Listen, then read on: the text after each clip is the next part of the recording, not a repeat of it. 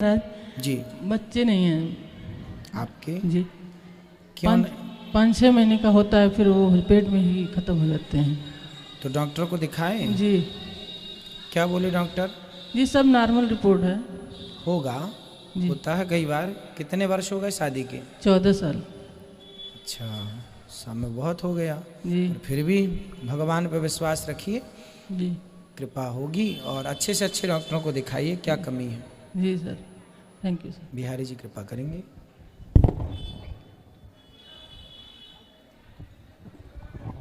राधे राधे गुरुजी। गुरुजी किसी और का सवाल है कि यहाँ पे हमने सुना है कि वृंदावन में कहीं पे भी घंटा नहीं है किसी भी मंदिर में, क्या ये सही है? आप देख लो, सही सुना है आपने? नहीं सुना है, मगर कभी मंदिर में सब जगह गए मगर नोटिस नहीं किया है कहीं पे। देख लीजिए, यहाँ नहीं है घंटा। नहीं है, ऐसा कुछ कारण है, इसका कोई रीजन है? कारण है कि भगवान के बाल रूप की पूजा होती है यहाँ। भगवान के किस रूप की पूजा होती है? बाल रूप की। बाल रूप की, छोटे से, इसलिए घंटे की जरूरत नहीं पड़ती। अच्छा। तो बाल रूप की पूजा है यहाँ। अच्छा। ठाकुर जी छोटे से हैं, इस भाव से पूजा होती। भगवान जी छोटे से, बाल गोपाल जी, लड्डू गोपाल जी के रूप में हैं, छोटे से, इस भाव से पूजा होती है। अच्छा। और गुरुजी एक प्रश्न ये था कि जैसे सत्संग होता है, तो सत्संग में लोग जो गुरु होते हैं वो अपनी आरती गवाते हैं, उनकी तो ये क्या ये सही है? अपनी आरती? हाँ, जैसे हम तो ये वाली गाते हैं, मन में बसा के तेरी वो तो मूर्ति। हम कई दिन से हम ये तो भगवान जी की है। 7 दिसंबर को जो भागवत हुई थी वो उसमें तो हम थे यहाँ पर। लोग अपनी ही आरती गवाते हैं सत्संग में, तो क्या ये सही है? क्योंकि हमें नहीं अच्छा लगता कि हम उन सत्संग में जाएं और उनकी आरती गाएं। भाई, सत्संग तो भगवान जी के नाम का है और भगवान जी की ही आरती होनी चाहिए। हाँ, किसी व्यक्ति की आरती क्यों हो? हाँ, तो उन्हीं हमने अभी हम थोड़े दिन पहले सत्संग में गए थे, तो उन्हीं के जो गुरु जी हैं उन्हीं के नाम से आरती हो रही थी और लोग बड़े प्रसन्न से कर रहे थे उस चीज को। तो क्या ये सही है? ऐसा होना चाहिए? अब कुछ गुरु लोग अपने आप को ही भगवान मानने लग जाते हैं। हाँ। तो ये वो लोग होंगे जो स्वयं को पूजवाते हैं, खुद की पूजा करवाते हैं। हाँ, तो वही ये चीज मगर होनी नहीं चाहिए ना। भाई, कोई इंसान भगवान नहीं हो सकता ना। हाँ, वही चीज है। अब अज्ञान हमारे देश में बहुत ज्यादा है, यही अज्ञान तो है। आप लोगों को समझाना चाहिए कि भाई गुरु हो सकते हैं, पूज्य हैं। हाँ, गुरु भगवान नहीं है। भगवान नहीं है भाई जी। आरती भगवान की होती है। भगवान की, ठीक है। भगवान के बाद आप गुरु जी को भी प्रणाम कर लो, कोई दिक्कत नहीं है, पर गुरु को गुरु के रूप में प्रणाम करो, भगवान को भगवान के रूप में। जी, राधे राधे। पर्वत है वो किस ऋषि मुनि का श्राप है कि जो तिल तिल कम हो रहा है? एक संत जी थे, काशी लेकर जा रहे थे द्रोणागिरी के पुत्र को। तो जब गिरिराज जी यहाँ आए तो उन्हें याद आया, अरे यहाँ तो भगवान का जन्म होने वाला है। तो उनने वजन बढ़ा दिया, तो उनने रख दिया, और शर्त थी कि आप कहीं रखेंगे तो हम वहीं रह जाएंगे। अब रख दिया, बाद में उठाए। अच्छा, तुम्हें यहाँ लालच आ गया कि भगवान का दर्शन मिलेगा, क्योंकि यहाँ अवतार होने वाला है भगवान का। जाओ, मैं श्राप देता हूँ, तुम भगवान का दर्शन तो करोगे, सेवा होगी, उसके बाद तिल तिल भर पृथ्वी में समाते चले जाओगे। तो पहले गिरिराज जी और बड़े थे और ऊंचे थे, पर कलयुग का जब अंत होगा ये सारे तीर्थ स्थल लुप्त हो जाएंगे प्रायः, है ना।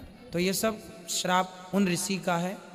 कौन से ऋषि हैं वो नाम नहीं है, एक ऋषि है, एक संत की बात कही। जैसे आपकी दादी कैसे एक राजा था, कौन राजा था? नहीं, एक राजा था, एक ऋषि थे, एक ऋषि की बात है। जी। और एक और प्रश्न गुरुजी, जैसे ब्रह्मा विष्णु और महेश बोलते हैं कि तीनों भगवान हैं, तो फिर विष्णु भगवान ही अवतार लेके क्यों आते हैं हर बार? ब्रह्मा और शंकर जी क्यों नहीं? क्योंकि मैन पावर वही है ना, भगवान श्रीमन नारायण ही विष्णु हैं। सृष्टि करने के लिए 3 भागों में, वह एक ही 3 भागों में, जैसे हम कथा में समझाते हैं, बिजली एक है, पर एक ही बिजली 3 फेसों में डिवाइड हो जाती है ना। 3 फेस जानते हैं? एक बिजली कितने भागों में डिवाइड हो गई? वो तीनों में एक ही बिजली है कि अलग अलग है ना।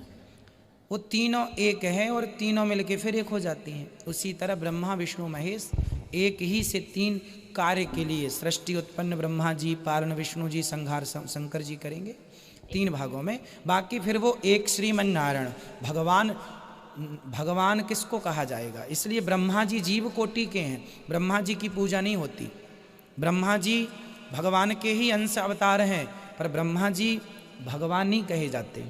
ब्रह्मा जी को देव कहा, ब्रह्मदेव, ये सब देव कोटि में आते हैं। शंकर जी को क्या कहा जाता है? महादेव। क्या कहा जाता है? महादेव। देव कोटि में रखा जाता है।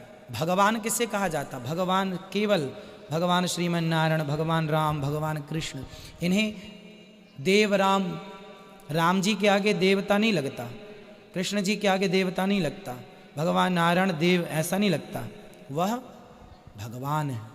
तो भगवान एक ही है ना, एको ब्रह्म द्वितीयो नास्ति। अंतर नहीं है शंकर जी में और भगवान नारायण में, हरि हरि और ना भेदा, भेद नहीं है। पर फिर भी जब मूल बात आएगी तो ईश्वर एक है, वह है श्रीमन नारायण। क्योंकि शंकर जी भी भगवान राम का सदा चिंतन करते हैं, रामचरितमानस में लिखा है। ठीक है, जासु नाम बल शंकर काशी, जिनके नाम के बल पर शंकर जी काशी में मरने वाले को मुक्ति देते हैं, उन राम का ध्यान शंकर जी करते हैं। सदा वसंतम हृदयारविंदे भवम भवानी सहितम नमामि। एक और प्रश्न जी। महाभारत में जो भीष्म पितामह थे, उनको इच्छा मृत्यु का वरदान किसने और क्यों दिया? उनके पिताजी महाराज शंतनु, शंतनु हुए हैं। महाराज शंतनु जो पितामह के पिता हैं, गंगा के पति, मीन्स गंगा पुत्र भीष्म पितामह। इन्होंने, इनके पिता शंतनु का मन सत्यवती में आ गया। मत्स्यगंधा जो कन्या थी, जिससे वेदव्यास जी पराशर जी के द्वारा प्रकट हो चुके थे, उनमें मन लग गया। पर उनके पिता ने शर्त रख दी कि आपसे हमारी बेटी का विवाह तब होगा जब हमारी बेटी के गर्भ से पैदा हुआ बच्चा राजा होगा। तो भीष्म पितामह ने कह दिया, ठीक है पिताजी, इनके पुत्र को राजा बनाइएगा। मैं अखंड ब्रह्मचर्य का पालन करता हूँ, ना मैं राजा बनूंगा और ना मैं शादी करूंगा, तो मेरे बच्चे भी राजा नहीं होंगे, शादी नहीं होगी। पिता ने कहा, वाह बेटा, तुमने पिता के लिए सारी जिंदगी ब्रह्मचारी रहने का प्रतिज्ञा कर ली और निभाया। जाओ बेटा, एक पिता का आशीर्वाद है पुत्र के लिए। तुम्हारी इच्छा मृत्यु जब तुम चाहोगे तब तुम्हारी मृत्यु होगी, नहीं चाहोगे तो मृत्यु को जीत सकोगे। ये वरदान उनके पिता ने दिया था। जय श्रीमन नारायण गुरुजी। जी गुरुजी, मैं ये पूछना चाहती हूँ, क्या सुहागिन औरतें तुलसी की माला पहन सकती हैं? हाँ हाँ हाँ। ये कहते हैं सुहागिन औरतों को तुलसी नहीं पहनना चाहिए। कौन कौन कहता है? मैं पहन सकती हूँ। कौन कह रहा था ये बताओ? बहुत लोगों ने टोका कि तुम सुहागिन लो, तुम्हें तुलसी जो की माला जो नहीं ऐसा बोला करे ना, सुहागिन नहीं पहनेंगी बच्ची, उनको कह दिया करो, तू डूब के मर जा रे चुल्लू भर पानी में। श्रीमन नारायण जय श्रीमन। आप अपना आशीर्वाद बनाए रखना। तुलसी की माला सब पहने, तुलसी सबको पवित्र करती है। नेगेटिव बातें आती है ना, पहनते हो कि तुम तुलसी पहन रहे हो, सुहागिन लोगों को नहीं पहनना है, तुम ग्रस्त में हो। भाई वृंदावन में तो, पूरे वृंदावन में हर महिला जो यहाँ के ब्रज में रहने वाले लोग हैं सब पहनते हैं, पहन सकते हैं सब। जय श्रीमन नारायण गुरु। जय श्रीमन। राधे राधे गुरुजी। मुझे आपसे एक प्रश्न पूछना है। साइंटिस्टों के हिसाब से ये दुनिया डायनासोर्स के युग से स्टार्ट हुई है और हम लोगों के हिसाब से युगों के साथ, तो इसमें कौन सही है? आपको कौन सही लगता है ये बताओ, फिर हम बताएंगे। मुझे युगों के हिसाब से लगता है। तो ठीक लग रहा है आपको। हमारे प्रथम मनुष्य, प्रथम हुए हैं मनु और शत्रुपा। हम मनु की संतान होने से, ब्रह्मा जी के पुत्र हैं मनु और मनु की संतान हैं हम सब, इसलिए हमें मनुष्य कहा जाता है। ठीक है बेटा, हम असुर की संतान नहीं है, डायनासोर, कहीं मंकी बंदर की संतान। डार्विन जी कह रहे हैं बंदर से आगे चले, सब गलत है। डार्विन का जन्म कब हुआ था आपको पता है? हम बता रहे हैं, सुनो। 12 फरवरी 1809 में किसका जन्म हुआ? डार्विन का, जिन्होंने ये थ्योरी दी कि हम बंदरों की संतान हैं। धीरे धीरे जंगल से बंदर आए, फिर वो मनुष्य शहरों में इस तरफ, इत्यादि इत्यादि बातें हैं, आप सब जानते हैं। अब बताओ, डार्विन का जन्म 1809 में हुआ और तुलसीदास जी का जन्म कब हुआ? 1554। तो पहले कौन आया? सर तुलसीदास। कितने साल पहले आए? लगभग 300 साल पहले। डार्विन के 300 साल पहले तुलसीदास जी ने कहा कि विप्रधैनु सुर संतहित लीन मनुज अवतार। राम जी मनुष्य बनकर आए हैं, ये तुलसीदास जी ने लिखा है। और 8 लाख साल पुरानी रामायण हमारे पास मौजूद है। हम अपने धर्म ग्रंथों में विश्वास ना करके, अपने ऋषि मुनियों की संतान हम हैं ये विश्वास ना करके 200 साल पुराने आए डार्विन की बातों पे यकीन करते हैं। विडंबना तो ये है हमारे देश की कि हम विदेशी लोगों की बातों पे यकीन करते हैं जिनका कोई सिर पाँव नहीं है। और हमारे ऋषि मुनि जो प्रमाण के साथ लिख गए, तुलसीदास जी वही हैं जो पृथ्वी से सूर्य की दूरी बता के गए थे आज से लगभग 600 साल पहले, लगभग 500 वर्ष पहले। उनकी बातों पे यकीन नहीं करता कोई। अब देखो कितनी बड़ी विडंबना है। इसलिए बेटा हम ऋषि मुनियों की संतान हैं। हमारा इतिहास उस दिन से है जिस दिन से पृथ्वी शुरू हुई है। 5,500 साल पहले द्वारिका थी, वो पानी में डूबी प्राप्त हो गई है। अवशेष भी बता रहे हैं पुरातत्व विभाग को, साइंटिस्टों को, कि ये 5,000 5,500 साल पुरानी है। तो जो पुराणों में लिखा गया वो अवशेष मिलने से बात सिद्ध हो गई कि हम झूठ नहीं कह रहे हैं, झूठ नहीं पढ़ रहे हैं, हमारा कहा सत्य है। ठीक है, राधे राधे गुरुजी। खुश रहे। राधे राधे प्रभु जी। हम वेस्ट बंगाल से आया है तो हिंदी में हमारा थोड़ा बहुत दिक्कत हो सकता है, आपको माफ़ी मांग रहा है। कोई बात नहीं, ठीक है ना। तो आपसे दीक्षा भी हम ले चुके हैं 2 दिन पहले। आपका मंत्र हम ले लिया, वो जाप कर रहा है तो बहुत ही आनंद लग रहा है हमको, मन में शांति भी लग रहा है। लेकिन हमको एक प्रश्न मन में बहुत माने बार आता है लेकिन उसका उत्तर नहीं मिल रहा है कि आप बोलिएगा कि भगवान श्री कृष्ण भगवान है तो उसका आगे भी तो कोई भगवान है, उसका आगे भी तो कोई भगवान है, उसका आगे भी तो कोई है, तो लास्ट में आप जाएंगे तो क्या मिलेगा? अच्छा, प्याज खाते हो कि नहीं? प्याज खाते हैं? खाते हो। प्याज का सबसे पहले प्याज में क्या मिलता है अपने को? खोसा, खोसा मिलता है, छिलका, छिलका। फिर दूसरे छील के हमने दूसरे अंदर गए कुछ होगा, क्या मिला? वही छिलका ही मिलेगा। फिर थोड़ा सा आखिरी में? आखिर में उसका सांस मिलेगा। आखिरी में भी छिलका है। हाँ, लेकिन उसका पत्ता गोभी भी आप देखिए, पहले भी पत्ता, अंत में भी पत्ता। अच्छा ये बताओ, ये सोने की अंगूठी है, जब ये अंगूठी नहीं थी तब ये क्या था? धातु था, मेटल। सोना था या नहीं? हाँ, सोना था, मेटल, सोना का मेटल था। हाँ, सोना था। जब ये अंगूठी बन गई तो क्या है? ये अंगूठी कहेगा, अलंकार हो गया। सोना इसमें है या नहीं है? अंगूठी के पहले भी सोना था, अंगूठी में भी सोना है। और जब ये अंगूठी भट्टी में डाल के पिघला दी जाएगी, बिस्किट का आकार दे दिया जाएगा, तो क्या रह जाएगा? बिस्किट रह, सोना ही रह जाएगा। शेष क्या रहेगा?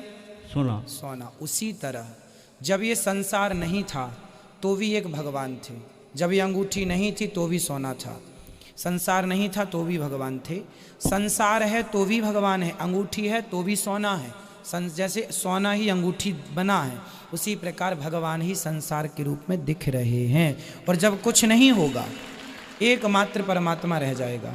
उसी तरह आदि में भी वही है और अंत में भी वही है, दूसरा नहीं है। सोना बताओ, सोना एक होता है कि अनेक होता है? एक होता है, वो मौलिक है। हाँ, सोना चाहे अमेरिका में हो या भारत में हो, आपके पास हो या मेरे पास हो, उसे कहा क्या जाएगा? सोना ही बोलेगा। वो सोना ही है, एक ही होता है ना। उसी तरह ईश्वर एक है, एको ब्रह्म द्वितीयो नास्ति। एक था, एक है, एक ही रहेगा। जैसे आपने कहा कि भगवान का भगवान कौन? नहीं, वो सबसे जो मूल है उन्हीं को हम लोग भगवान कहते हैं, उनके ऊपर कुछ नहीं है। वो भगवान है, उनके ऊपर कुछ नहीं है। माने ये विश्व सृष्टि होने का पहले जितना यूनिवर्स है उसका पहले भी भगवान था। उसके पहले भी भगवान। घड़ा बनने के पहले जो घड़े की माटी है वो माटी थी, घड़े में भी माटी है, और घड़ा टूट गया तो क्या बची? माटी बची। उसी तरह संसार नहीं था, घड़ा नहीं था तो भी माटी थी, घड़ा है तो भी माटी है, और घड़ा नहीं रहेगा तो भी माटी रहेगी। संसार नहीं था तो भी भगवान थे, संसार है तो भी भगवान है, संसार नहीं रहेगा तो भी शेष भगवान ही रहेंगे। प्रभु हमारा आज थोड़ा एक तो प्रश्न है, बोलो। अब जो गीता में हम लोग पढ़ रहा है जे बहुत लोग का बारे में बात बोला है गीता में, तो धोरिए जैसे नया कोई ग्रह है जहाँ पर मनुष्य का भाई अवस्थान हो सकता है, तो कोई ग्रह का नाम नहीं बताया गीता में, खाली बोला सब नक्षत्रों ग्रह राज का हम ही श्रेष्ठ है, हम ही सृष्टि करता है। तो हम मान लेता है, तो वहाँ पर तो थोड़ा बहुत क्लू भी मिलना चाहिए था कि तब तक हम विश्वास करें कि उन्होंने सब जानता है ये ग्रह का क्या नाम है, इसमें कहाँ पर है, माने मनुष्य हो सकता है, कहाँ भगवान हो सकता है, इसका तो कुछ भी हिंट्स मिलना चाहिए। किसका? ग्रहों का?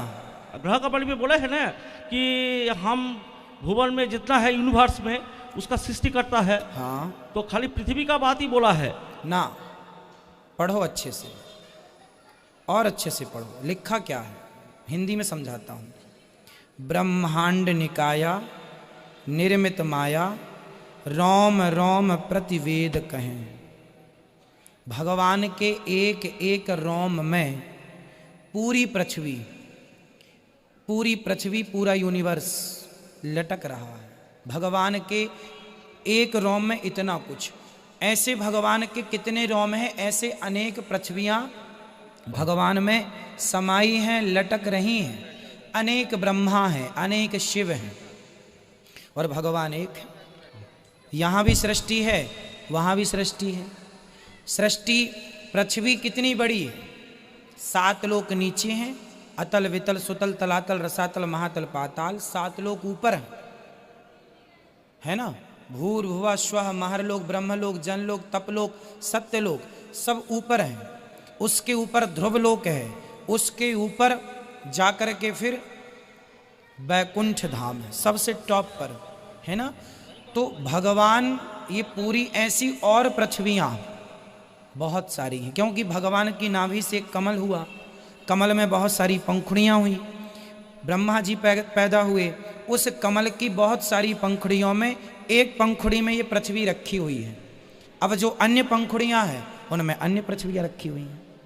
और एक तो प्रश्न करेंगे यहाँ पर बहुत ये है जी। तो हम बोल रहे हैं जे सूर्यों से खंडित होके पृथ्वी का सृष्टि हुआ है, ऐसे हम लोग पढ़े हैं। हाँ, ठीक है ना। तो सूर्य से खंडित होके जब पृथ्वी पड़े है तो वो बात आप मानते हैं कि नहीं मानते? 1 नंबर। 2 नंबर हमको प्रश्न करने दीजिए, उसको बाद उत्तर लेंगे हम। हाँ। तो पृथ्वी तो ग्रह से ही आया है, कोई तो पृथ्वी भी अपने आप में एक ग्रह है। पृथ्वी एक ग्रह है, लेकिन सूर्य ग्रह नहीं है।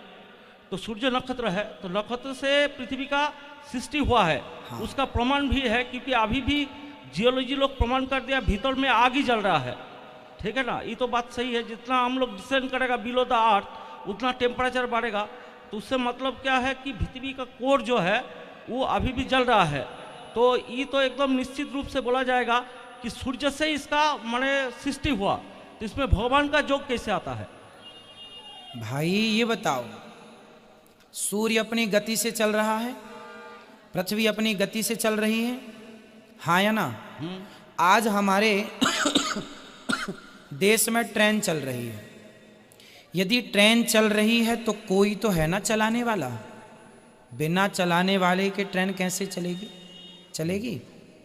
भाई वस्तु चल रही है, ट्रेन चल रही है, कार चल रही है, तो चलाने वाला कोई है, हाँ या ना? यस। हाँ या ना? तो जब पृथ्वी और सूर्य अपनी गति पर चल रहे हैं, अपनी धुरी पर घूम रहे हैं, तो यदि सही वक्त पर सही परिक्रमाएं कर रहे हैं, सही दिशा पर चल रहे हैं, तो कोई तो है इन्हें चलाने वाला, और वह कोई जो है वही तो ईश्वर है। तो सूर्य और पृथ्वी से परे है ना भगवान। भाई भगवान तो इनसे भी ऊपर है ना, ये तो इनकी सृष्टि है। अब टाटा बिरला अडानी अंबानी है, उनका काम भारत में भी है, उनका काम अमेरिका में भी, उनका काम जापान में भी है। अडानी तो एक है, पर काम उसका सब जगह है, और सब जगह मैनेज कर रहा है, वो आदमी करा रहा है। तो जब अडानी जैसे लोग सारे देशों में अपना काम फैला के उससे मैनेज कर सकते हैं, तो भगवान बहुत सारी पृथ्वियाँ कैसे मैनेज नहीं करेंगे भाई, भगवान है। तो वो हम तो नया नया आपका चरण में आया है, ज़्यादा डिस्टर्ब करना हमको ठीक नहीं है। ना ना, आप अच्छा पूछ रहे हैं, जो भी संदेह है पूछ लीजिए। अच्छा देखिए, हमारा और एक तो प्रॉब्लम आ रहा, हमारा जो मिसेस है ना, वो घर में पूजा करता है लेकिन गृहवासी रहना चाहता है, और हम माने सरकारी नौकरी कर रहा है, 5 साल नौकरी है, तो हम चाहता है कि वृंदावन में बस करेगा, ये आपका पास ही रहेगा। तो उनमें थोड़ा सा ये होता है, माने क्या बोलेंगे, अभी अपनी जिम्मेदारियां पूरी कर लो। जिम्मेदारी हम थोड़ा बहुत पूरा ही कर लिया। हमारा 2 लड़की है, शादी कर दिया, ठीक है ना। अच्छा, एक लड़का है, वो भी बीटेक कर लिया है, तो उसका विवाह हो गया? उसका विवाह होने से 5 साल का अंदर हो जाएगा, वो 22 साल का हो गया। हाँ, उसका विवाह कर दो और अपनी जिम्मेदारियां पूरी कर लो। फिर हम ये नहीं कहते कि सब छोड़ दो, सब कुछ करते हुए, सब जिम्मेदारियां पूरी करते हुए मन भगवान में लगा दो। सिर्फ मन लग जाए, आप भारत के या दुनिया के किस कोने में हैं ये फर्क नहीं पड़ता, आपका मन कहाँ है ये मायने रखता है। मन यदि आपका भगवान के चरणों में है तो आप जहाँ हैं वहाँ से भी आप वृंदावन से जुड़े हैं। लेकिन प्रभु जी, एक तो पार्थक्य है, हम जो सोचता है, आपका पास जो एनर्जी हमको मिलता है, ये जो सत्संग है, तो हम दुस्संग में रहेगा तो उसमें डिफेक्ट जरूर होगा, माने कुछ प्रभाव पड़ेगा ही। हाँ, तो महात्मा का पास रहने से ही तो ज़्यादा हमको तरक्की होगा ना। घर में हम रहेगा तो 5 किस्म का डिस्टर्ब है। अभी क्या करो, आप अभी आना जाना बनाए रखो। हाँ, वही करना चाहता हूं। फिर थोड़ा बच्चों से फ्री हो जाओ, जिम्मेदारी बच्चे संभाल लें सब काम, फिर धीरे धीरे धीरे धीरे स्लोली आहिस्ता आहिस्ता, है ना, एकदम से नहीं ना। वही पहले महीने में 1 बार आओ, फिर महीने में 2 बार आओ, है ना, पहले 2 महीने में 1 बार आओ, साल में 1 बार आओ, धीरे धीरे आना जाना बनाए रखो, धीरे धीरे अपनी भक्ति को बढ़ाओ, धीरे धीरे मन संसार से हटाओ, एकदम से नहीं। अच्छा प्रभु, ये सब देख के हमको हमारा वाइफ बोलता है कि जो हमारा बेटी है उनका घर नहीं जाने देता है, इस ड्रेस में, बोलता आपको पागल बोलेगा, ठीक है ना। तो हम माने क्या करेंगे, हम तो यही ड्रेस नहीं छोड़ता तो उन लोग को घर भी छोड़ देना पड़ा, बाहर भी छोड़ देना पड़ रहा है, उनसे भी बहुत किस्म का प्रॉब्लम आ रहा है, बोलता आपको माथा खराब हो गया है। कोई बात नहीं, उन सबको कथा सुनवाना, बिहारी जी सब पर कृपा करेंगे। खुश रहो। राधे राधे गुरु जी। मैंने गाना लिखा है मैया पर, तो वो गाना सुनाना चाहता हूँ। सुनाओ। तेरी गोद में सर है मैया, अब तुझको क्या डर है मैया, तेरी गोद में सर है मैया, अब मुझको क्या डर है मैया, दुनिया नजरें फेरे तो फेरे, दुनिया नजरें फेरे तो फेरे, मुझ पे तेरी नजर है मैया, तेरी गोद में सर है मैया, अब मुझको क्या डर है मैया, मैया तेरी जय जयकार, ओ मैया तेरी जय जयकार, मैया तेरी जय जयकार, मैया तेरी जय जयकार। वाह, सुंदर, बहुत अच्छा लिखा है आपने। अतः मुझे 2 प्रश्न पूछने थे। बोलिए। पहला प्रश्न यह है कि कोई भी चीज़ को हमेशा के लिए याद रखने के लिए आप कोई स्ट्रैटेजी या ट्रिक बता दीजिए।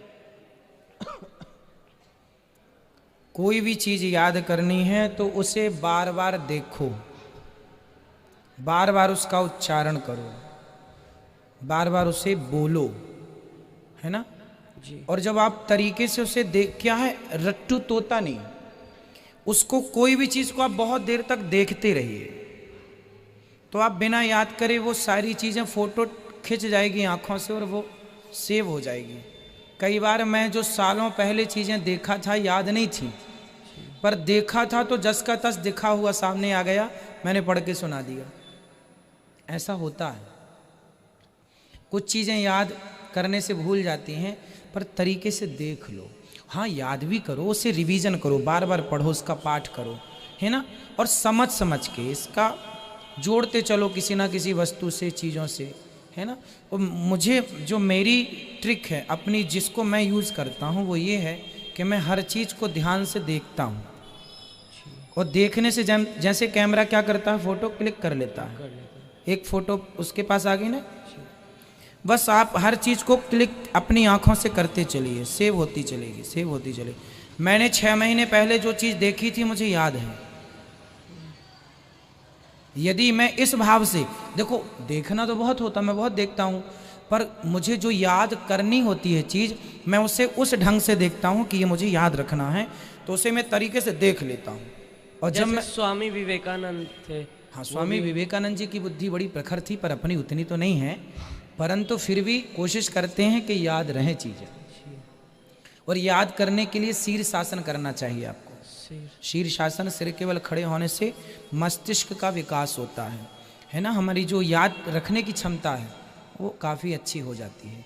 हरी चीज़ें खाइए, सलाद खाइए, अंकुरित अनाज खाइए, इन चीज़ों का सेवन करिए, तला भुंजा इत्यादि से बचिए, आप बहुत प्रखर बुद्धि वाले हो जाएंगे, है ना। और पॉजिटिव सोचिए, थॉट पॉजिटिव हो, ताकि आप बिल्कुल विकार ना आए किसी प्रकार का, तब आपकी मेमोरी औरों की अपेक्षा अच्छी होगी। तो आप देखिए चीज़ों को बार बार, और उसे, जैसे आपने अभी, मैंने देखा, मुझे जो चीज़ याद करनी होती है मैंने देख लिया, अब देखने के बाद मैंने फिर अब उसके बिना उसको कोशिश की, आया दिमाग में नहीं आया, फिर देख लिया, फिर याद आया, आ गया, आने के बाद भी मैं कल फिर उसको देखूंगा। जब ऐसे रोज देख लूंगा तो वो फिर इसके बाद कभी ना देखूं, तो 10 साल बाद भी मुझे वो चीज़ याद रहेगी। मेरा दूसरा प्रश्न यह है कि विद्यार्थी के लिए एक मेडिटेशन बता दीजिए जो हैबिट पे रहे, मतलब हर दिन कर सकूं, एक ऐसा मेडिटेशन। विद्यार्थियों को ओम का उच्चारण करना चाहिए। सवेरे आप बैठिए एकांत में, योग, सूर्य नमस्कार की 12 आसन कर लो। आसन देखो, प्राणायाम सबको करना चाहिए। आपको पता है जो हम ऑक्सीजन लेते हैं, सामान्य सांसें, वो सांसों से हम जिंदा तो रहते हैं, बट हमारे शरीर के प्रत्येक अंग तक जो ऑक्सीजन पहुंचनी चाहिए वो नहीं पहुंचती। वो ऑक्सीजन तब पहुंचती है जब आप गहरी सांस लेते हैं, है ना। आपको दिल की बीमारी है कि नहीं, कैसे पता लगाएंगे बताओ। आपको किडनी आपकी सही है, फेफड़े आपके सही हैं, इसको पता लगाना हो बिना एक्सरे, बिना सिटी स्कैन से, तो कैसे पता लगाएंगे।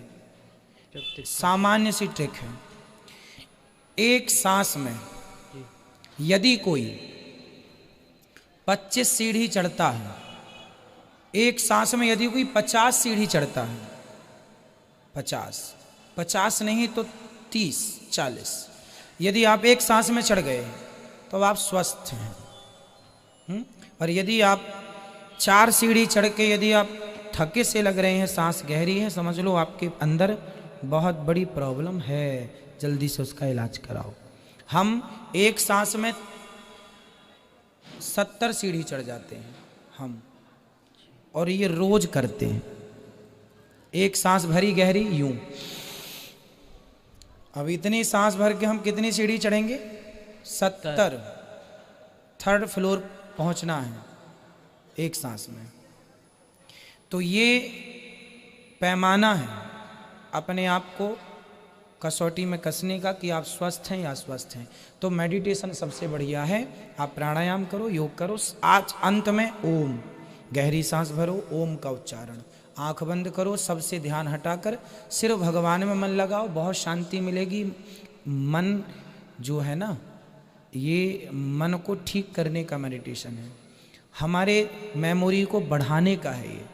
तो कोई करे तो बहुत अच्छा होगा। ओम तो ब्रह्मांड में ओम ही गूंज रहा है। सूरज हाँ, सूर्य के प्रकाश से, सूर्य से ओम की ध्वनि, इसलिए ब्रह्मांड में क्या गूंज रहा है, ओम। इसलिए ओम को पकड़िए। धन्यवाद गुरुजी, खुश रहिए। राधे राधे महाराज जी। आपके चरणों में मेरा कोटि कोटि प्रणाम। महाराज जी, शंकर भगवान के शिवलिंग पर, उनके सर पर मतलब कि बेलपत्र, फल वगैरह क्यों रखे जाते हैं? क्या रखी जाती है? फल, बेलपत्र, वो सब उनके शिवलिंग के ऊपर क्यों रखे जाते हैं? शिवलिंग पर भगवान शंकर को बिल्व पत्र चढ़ाया जाता है। पर सब कोई क्या बोलते हैं, धतूरा वगैरह सब रखते हैं। हाँ, धतूरा भी चढ़ता है ना भगवान शंकर जी को। भगवान शंकर के कंठ में जहर है। क्या है? जहर। जहर जब समुद्र मंथन का पिया तो जहर है, और ये धतूरा भी जहरीला पदार्थ है। ज़्यादा जहर तो नहीं है, पर धतूरा में इतना जहर है कि यदि किसी को खिला दिया जाए तो पागल हो जाएगा। तो मतलब जहर है इन चीज़ों में, इनसे बचना चाहिए। जैसे आक का पुष्प चढ़ता है, वो भी एक प्रकार का जहर है। आक का पेड़, उससे दूध निकलता है। वो दूध बीमारी के, वो औषधि भी है। यदि किसी को चमड़ी का रोग हो जाता है ना, खुजली शरीर में होती रहती है, दाद, खाज, खुजली, है ना, जो त्वचा संबंधी रोग होते हैं, यदि वो आकड़ा होता ना, आकड़े का दूध यदि हाथ में लगाया जाए, जहाँ जहाँ आपको चमड़ी का रोग है, त्वचा रोग है, तो वो ठीक कर देता है।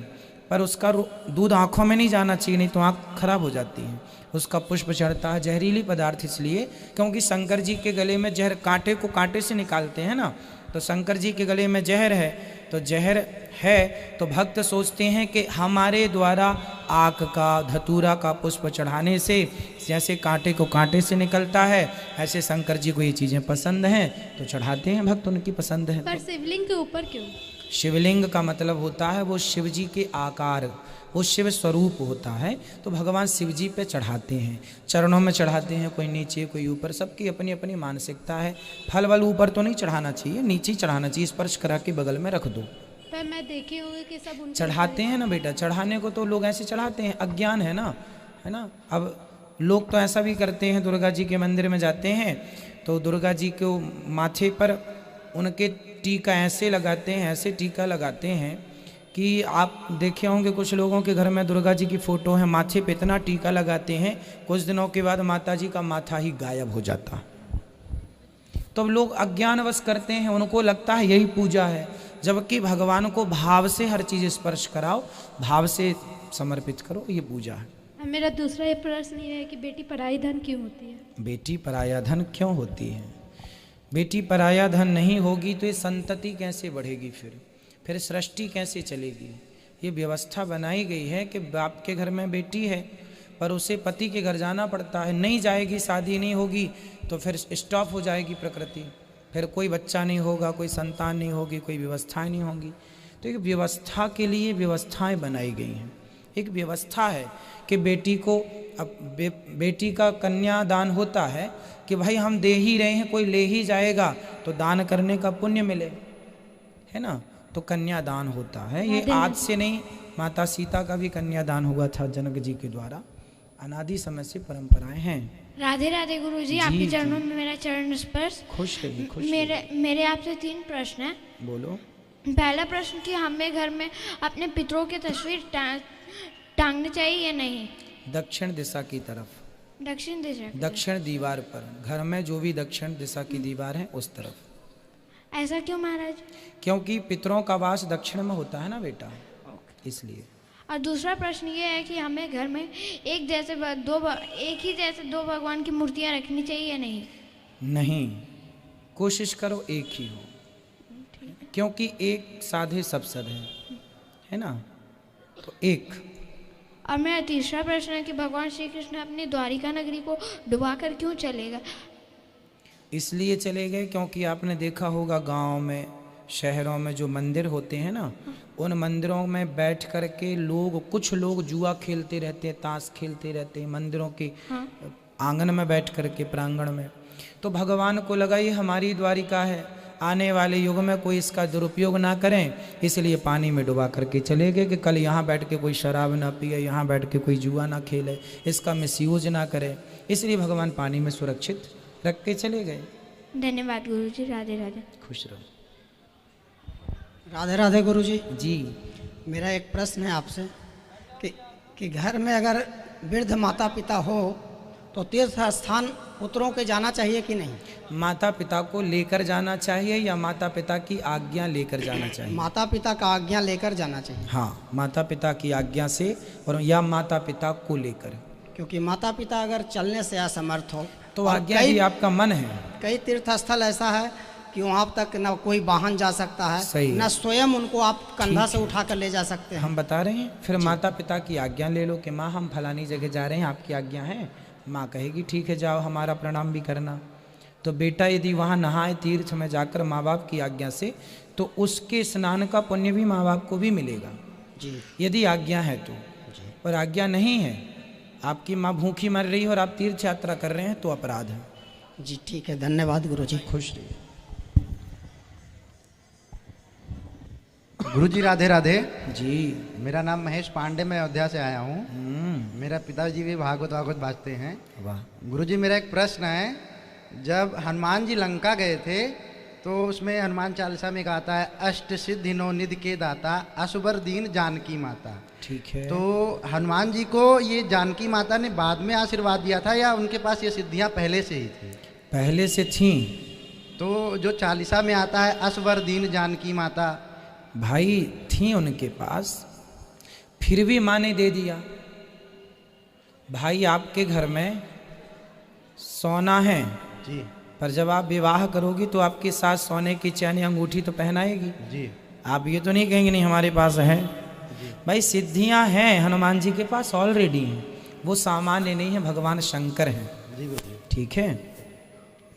तो पर माँ ने दे दिया और पक्का हो गया और अच्छी चीज है। तो उनके पास आप ये भी कह सकते हैं कि नहीं थी, माता जी ने दी, पर नहीं थी तो वो शंकर जी के अवतार हैं। ऐसा कैसे कह दिया जाए कि उनके पास ये चीज़ें नहीं थी। हाँ, विस्मरण हो गई थी हनुमान जी को श्राप के कारण, थी पर विस्मरण हो गया था एक ऋषि के श्राप के कारण। फिर उन्हें माता सीता ने जब उन्हें कहा कि अष्ट सिद्धि नवनिधि के दाता, माता जी ने कहा, तब हनुमान जी को और स्मरण हो गई, पक्की हो गई चीज़ें। तो ऐसा ठीक है, माता सीता ने दिया ये सही है, पर हनुमान जी के पास साक्षात शंकर जी के अवतार हैं।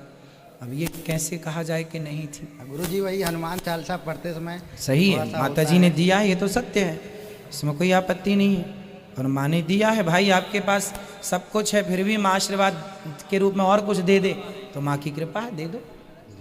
बस राधे राधे गुरुजी। खुश नहीं। राधे राधे गुरुजी। जी। गुरुजी कल से भागवत करा रहा हूँ पापा के नाम से, स्वर्गीय प्रभुनाथ प्रसाद श्रीवास्तव। सीवान बिहार के रहने वाला हूँ, लेकिन अभी निवास स्थान गोरखपुर बना लिया हूँ। पिछले 5 साल से वहीं रह रहा हूँ। मेरे 2 बेटे हैं, एक ये है और एक आपसे 2 प्रश्न पूछ के गया है। जी।